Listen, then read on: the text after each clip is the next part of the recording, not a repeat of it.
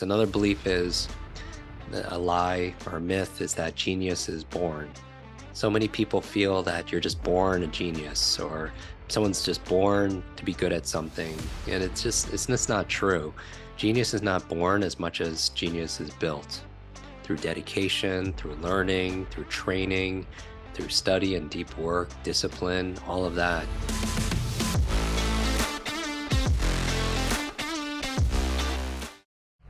Hi, everybody. Welcome to a new podcast episode. This is Carolina Millan, your host, and I'm very excited today. I have a special guest. He's one of the top brain coaches in the world, if not the top brain coach. He's also the author of the book Limitless. I'm here with Mr. Jim Kwik. How are you, Jim? I'm so fantastic. Thank you for having me. And thank you, everybody who's tuning in for this on how to improve your brain power conversation. Yeah, I'm very excited about this because I feel like I need this for myself too. So let's start with a little bit of background. I know you have a very fascinating story. So for the very few people that may be watching or listening who don't know you yet, can you share what happened to you that, was this kind of turning point in your life and that took you Sure. to where you are today? Yes, my inspiration was my desperation, you could say.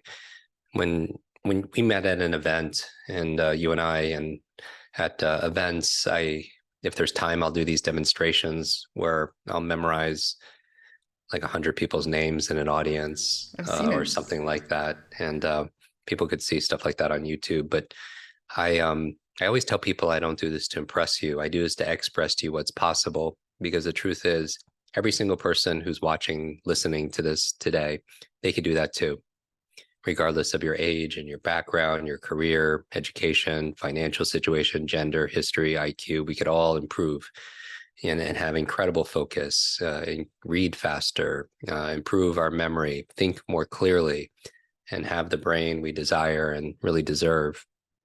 The reason why I know it's possible is because I grew up with learning difficulties. When I was 5 years old, I had a bad accident where I hit my head. I had a traumatic brain injury, and I had issues learning. I had very poor focus, very poor memory. They called it processing issues, where teachers would repeat themselves over and over and over again. And I would learn to pretend to understand, but I didn't understand anything. It took me 3 years longer to learn how to read. When I was 9 years old, I was slowing down a class and I was being teased and bullied, made fun of a lot.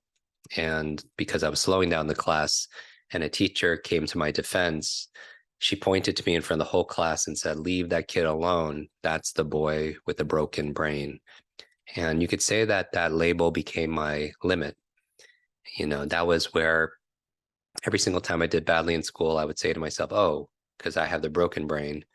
And so I struggled all through school for, until age 18, when I learned some strategies where I put it in the book on how to have a better brain, how to learn faster. And I think these are the two most important things to do for yourself today. If you're under stress, if you're overloaded, if you're distracted, if you're forgetful, if you doubt yourself, one of the best things you could do is take care of your brain. And I show people how to do that, but then also learn better, because that gives you confidence. When you could easily remember client information or product information, give speeches without notes with confidence, remember people's names and faces, when you could read 2 or 3 times faster and understand what you read, you just have an incredible advantage Yeah. in school, in work, and in life. So I think it's the most important skill. When people read my book, Limitless Expanded, they could read all other books easier. They could remember all other books easier. They could focus and concentrate when they need to. And they could have a sense of, purpose, where you don't have a lot of the fears or the self-doubt, where you question yourself or you procrastinate or self-sabotage. And so I've been doing this now for 32 years. I am 50, 50 years old. Been doing it a long time. And I travel around the world. We have students. We have the largest online academy for accelerated learning in the world. students in every country on the globe, and very proud. And so No, people yeah. experience our work through those courses. Through, we also have a podcast as well. That's always one of the top education shows in the world. And as you mentioned, Limitless, it was the number one nonfiction book for 6 straight days in the whole on the whole planet. And so we're very proud of this work, and we just love building better, brighter brains. Yes, Yeah, that no, book. it's I, a I like your bookmark. yeah, I put this little this little heart here. So you have an updated version of this book coming up. Yes. I got a review copy. I did it. Unfortunately, it's really long. I didn't get Yeah, no, no, to it's read it. really, it is long. It is long. So can you share with There's a us, lot. like, what can people expect? And also, I'd love to know what's your favorite chapter of the book and why. Yeah, so this book, we updated it and added over well over 100 new pages of useful techniques and tools and resources. And it was really, the purpose was, well, the inspiration was we had our first baby. We had our son, and I really want the world, the next generation, to be prepared. Probably my favorite is on these brain types. We've discovered that there are 4 different um, cognitive types, 4 different ways people learn, 4 main ways that people think and do everything in their life. And we call it brain code, CODE. And these are the animals. And I'm I curious which one you think you I are took the too. test actually. I took the test. Oh, yeah? Yeah, I got a dolphin. So I would love Yes. for you to please like first explain like the 4 types so people Yeah. can listen, and then maybe you can give me some advice for me as a dolphin. Yeah, absolutely. So cheetahs are, they implement, so code CODE. This is what stands for the animals. The C in code stands for cheetah. Got it. And these are people who are fast implementers. They apply things, they move quickly, they adapt, they have strong intuition, right? So, but they love to learn something and then do it. Meanwhile, the owls are very analytical. They're very methodical. They like to dissect information and ponder it, research it. They want to analyze information. They love the facts and figures, formulas. So they're very logical. Dolphins, as you are visionary thinkers. They are very creative. They sometimes could see a future where other people can't see it yet, for themselves and maybe even for the world. They are often entrepreneurs. They're often creatives, big dreamers also as well. And I believe the future belongs to the creatives, but they are very big sky thinkers. And then finally, the E in code are your elephants, and your elephants are very empathetic. They feel what other people feel. They have strong, high levels of compassion. They are very collaborative souls. So they're the glue that holds teams together. And, when they leverage these strengths, they encourage collaboration, open communication, and so much more. So people could take this quiz. It's free. It's at Yeah. mybrainanimal.com. So you go mybrainanimal.com. It takes about 4 minutes for most people. Yeah, It's it's multiple quick. choice. Yeah, very Pun quick. And you get a intended. detail. What are some of the myths around the brain that you see Yeah. are propagated the most, and what's the truth behind them? Yeah, we could go through just maybe a few of them. It's like one of the, so I call these lies, LIE. It's a limited idea people entertain, limited idea entertained. I like And they're it. not true, but I realized that there are a lot of strategies in Limitless that could help people learn and be mental geniuses, right? More of their genius. And sometimes people know what to do, but they don't do the things that they know. People know what they could do to be healthy or to make more money, but sometimes they procrastinate or they sabotage. I can relate. Yes. And I think it's a human condition. So we have to address first our mindset before we get to the methods. And the mindset are the set of assumptions and attitudes we have about something. Because if people at events, people know that I'm a memory expert, and they'll come to me before I go on stage and they say, I'm so glad you're here. I have a horrible memory. I'm too old. I'm not smart enough, whatever. Right. And I always say, stop. If you fight for your limitations, you get to keep them. So many of us, we argue for our limits, and then they're ours to keep. Just like when I was a child, every single time I did badly in school, I would say, oh, because I have the broken brain. And that label became like my limitation.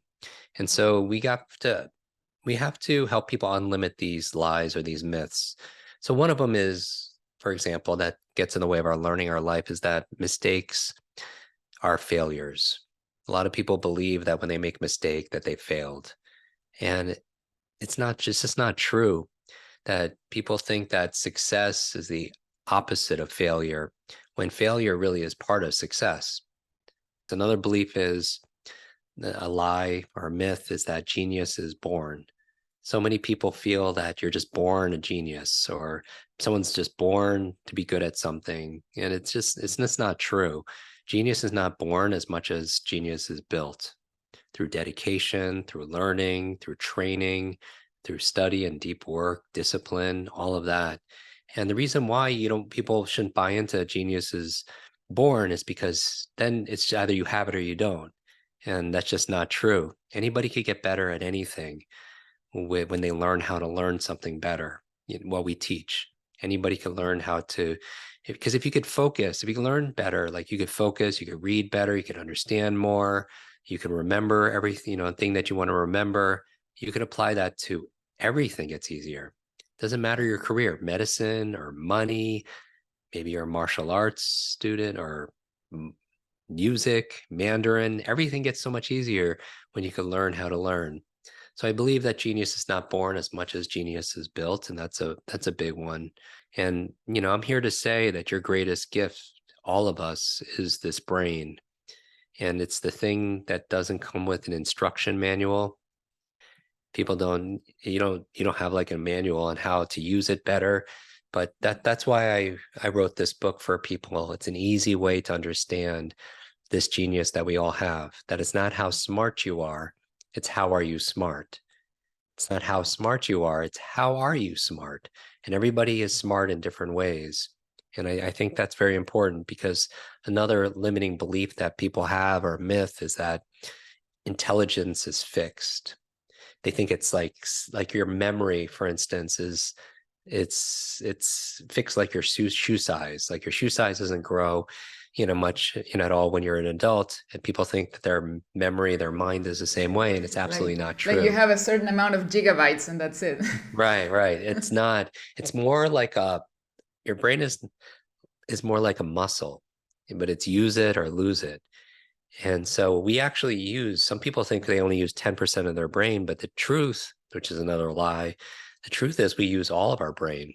So some people use it better than others. It's just like everybody uses, whatever body parts they have, right? Every part of their body. But some people are just fitter. They're stronger. Their bodies are better trained and they're healthier. Well, our brains can be stronger. Our brains can be healthier. Our brains can be fitter also, and quicker also as well. And so it's so important, whether everyone can want more mental intelligence, and that's wonderful. But mental health is also very important, and so is mental fitness. And so that's what we get, is people more mentally fit. I love that.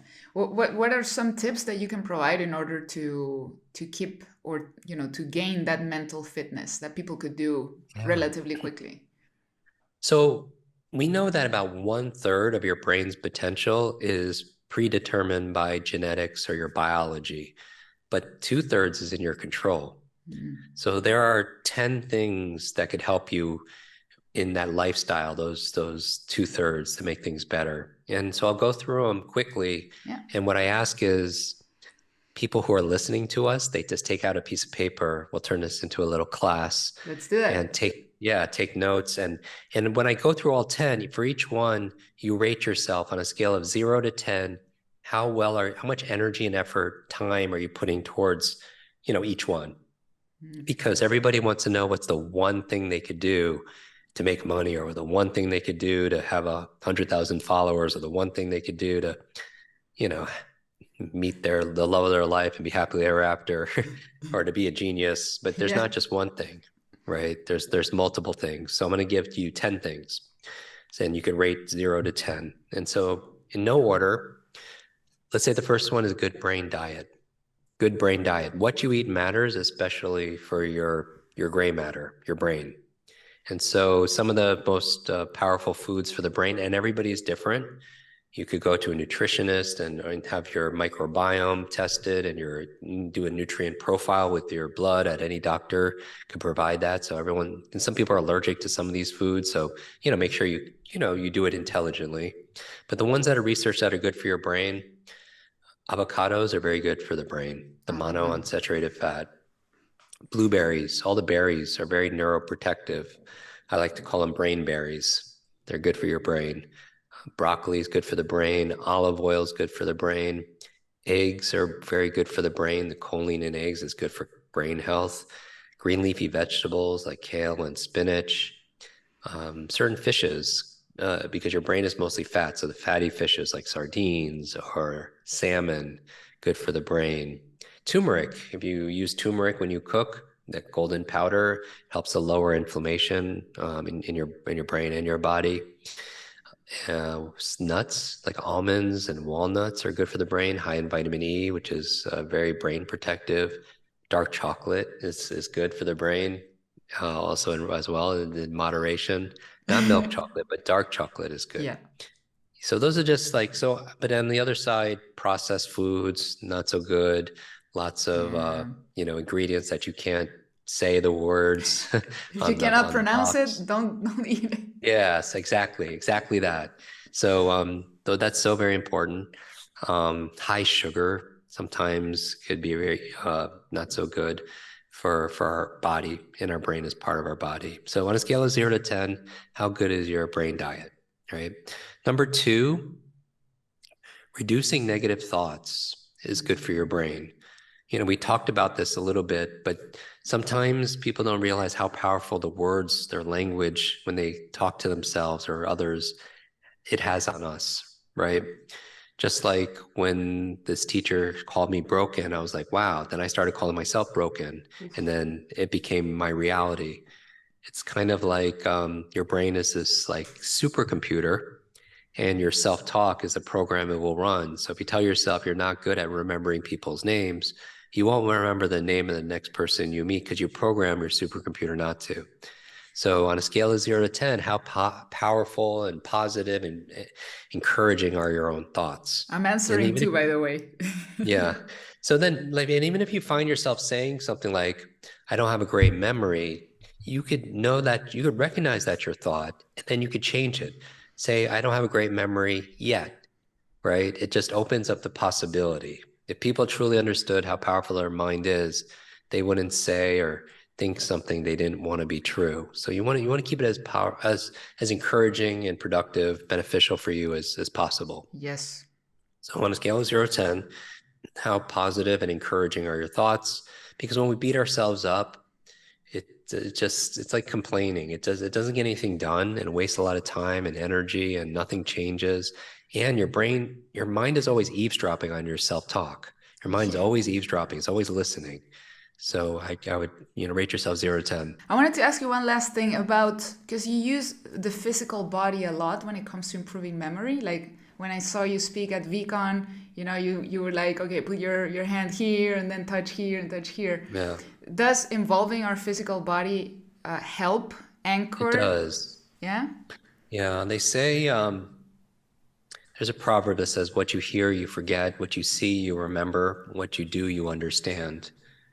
And just like names and faces, you hear a name, you forget the name. You see the face, you remember the face. What you do through practice, with practice, makes progress. And so I believe when you could hear something, see it, and feel it, you're more likely to learn it. And so my teachings and my trainings, even the ones we have online, they're very different because I don't lecture. I want to make it more experiential Yes. for people. And one of the best ways of doing it is get them up and moving their bodies a little bit. So even in our online classes, we start off every single one with them standing and doing specific motions that have been shown to improve your brain power. Yeah.